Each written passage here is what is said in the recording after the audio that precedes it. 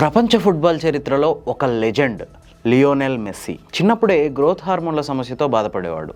అతనికి ట్రీట్మెంట్ ఇవ్వడానికి తన తల్లిదండ్రుల దగ్గర డబ్బు కూడా లేదు. దాంతో అర్జెంటీనాలో పుట్టిన మెస్సీ స్పెయిన్కి వెళ్లాల్సి వచ్చింది.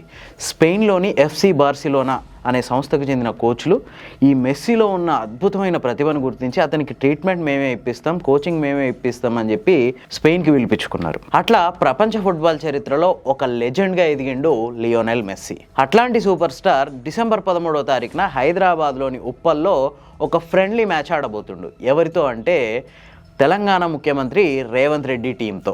Telangana rising global summit.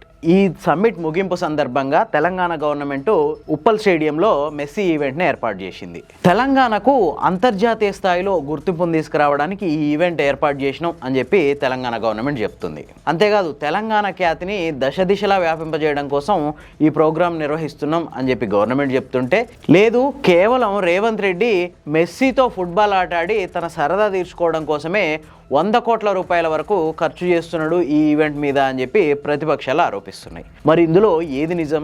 ఈ మ్యాచ్కి ఎంత ఖర్చు అవుతుంది? ఈ మ్యాచ్లో ఎవరెవరు పాల్గొంటున్నారు? ఈ విషయాలన్నీ చూద్దాం. వీడియో కంప్లీట్గా చూడండి. నచ్చితే లైక్ చేయండి, షేర్ చేయండి. మరిన్ని ఇట్లాంటి మంచి విషయాల కోసం ది ఫోర్త్ ఎస్టేట్ ఛానల్ని సబ్స్క్రైబ్ చేసుకోండి. గవర్నమెంట్ చెప్తున్న ప్రకారం మెస్సీతో ఫ్రెండ్లీ మ్యాచ్ లక్ష్యాలు ఏంటంటే తెలంగాణ క్రీడా అభివృద్ధి, జాతీయ అంతర్జాతీయ స్థాయిలో క్రీడా కార్యక్రమాలు నిర్వహించి తెలంగాణను ఒక స్పోర్ట్స్ ఫ్రెండ్లీ రాష్ట్రంగా నిలబెట్టడం. తెలంగాణ గ్లోబల్ రైజింగ్ సమ్మిట్ ముగిసింది కదా, దాంట్లో పాల్గొన్న విదేశీ సంస్థల ప్రతినిధులు, ఆయా కంపెనీల సీఈఓలు అందరూ ఈ మ్యాచ్ చూడడానికి వస్తారంట. దీని ద్వారా ప్రపంచం దృష్టిని తెలంగాణ ఆకర్షించవచ్చు అని చెప్పి గవర్నమెంట్ చెప్తుంది. అంతేకాదు ఇది ఓన్లీ ఫ్రెండ్లీ మ్యాచ్ మాత్రమే కాదు, తెలంగాణలో ఉన్న ప్రతిభావంతులైన క్రీడాకారులకి, యువతకి మంచి ప్రోత్సాహం లాంటిది.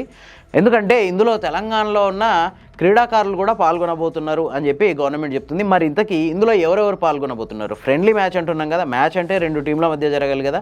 మరి ఇందులో పాల్గొనే ఆ 2 టీంలు ఏంటి? ఒకటి మెస్సీ టీం. ఇందులో Messi, Rodrigo De Paul, Luis Suarez లాంటి ప్రపంచ దిగ్గజ ఫుట్బాల్ ఆటగాళ్ళు ఒకవైపు ఉంటే, ఇంకోవైపు రేవంత్ రెడ్డి టీం RR9. ఇందులో రేవంత్ రెడ్డి పాల్గొంటారు.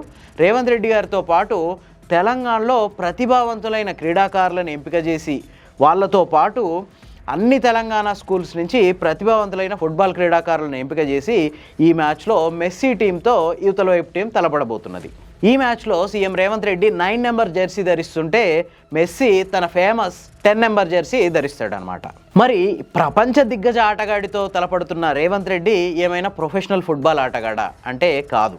ఫుట్బాల్ ఆటలో ఇతనికి ప్రవేశం ఉంది, కొంత ప్రావీణ్యం కూడా ఉంది. అలా అని పూర్తిస్థాయి ఫుట్బాల్ ప్లేయర్ కాదు, కాకపోతే ఫుట్బాల్కి అభిమాని. గతంలో చాలా ఫ్రెండ్లీ మ్యాచ్ల్లో ఈయన పాల్గొని మంచిగా ఆటాడిండు కూడా, గొప్ప ఆటగాడే అనమాట. ప్రస్తుతం ఈ మెస్సీతో జరగబోయే మ్యాచ్ కోసం కూడా ఆయన చాలా గట్టిగా ప్రాక్టీస్ చేస్తున్నాడు అని చెప్పి అధికారిక వర్గాలు చెప్తున్నాయి. మనం కూడా ఆ మధ్య కొన్ని వీడియోలు చూసినాం. సో ఇంతవరకు బాగానే ఉంది. మరి ఎక్కడ సమస్య వస్తుందంటే గవర్నమెంట్ ఈ మ్యాచ్ కోసం పెడుతున్న ఖర్చు మీద ప్రతిపక్షాలు బగ్గమంటున్నాయి. దగ్గర దగ్గర 100 కోట్ల రూపాయల వరకు ఈ మ్యాచ్ కోసం గవర్నమెంట్ ఖర్చు చేస్తుంది అని చెప్పి చాలా మీడియాల్లో వార్తలు వస్తున్నాయి. మరి ఈ 100 కోట్లతో ఏం చేయబోతుంది గవర్నమెంట్? ఫస్ట్ ఏంటంటే ఉప్పల్ స్టేడియంని ఈ ఫుట్బాల్ మ్యాచ్కి తగ్గట్టుగా అప్గ్రేడ్ చేస్తుంది. నెక్స్ట్ మొత్తం వరల్డ్ వైడ్గా అందరూ పెద్ద పెద్ద కంపెనీల సీఈఓలు, వివిఐపీలు చాలామంది వస్తున్నారు కదా, వాళ్ళందరి కోసం సెక్యూరిటీ ఏర్పాట్లు.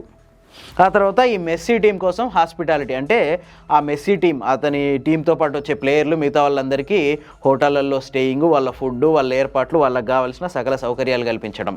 ఆ తర్వాత ఈ ఈవెంట్ ప్రమోషన్కి కూడా ఒక 15-20 కోట్ల వరకు ఖర్చు పెడుతున్నారంట. మరి తెలంగాణ వ్యాప్తంగా క్రీడాకారులను ఎంపిక చేయాలి, ఈ వచ్చిన వాళ్ళందరికీ మొత్తం ఈ ఈవెంట్ని ప్రమోట్ చేయాలి. వీటన్నిటి కోసం 15-20 కోట్ల వరకు ఖర్చు పెడుతున్నారు. మొత్తం ఇదంతా కలిపితే 100 కోట్లు అంటున్నారు, కానీ 100 కోట్ల కంటే ఎక్కువనే ఖర్చు అవుతుంది అని చెప్పి లెక్కలు తెలుస్తున్నాయి.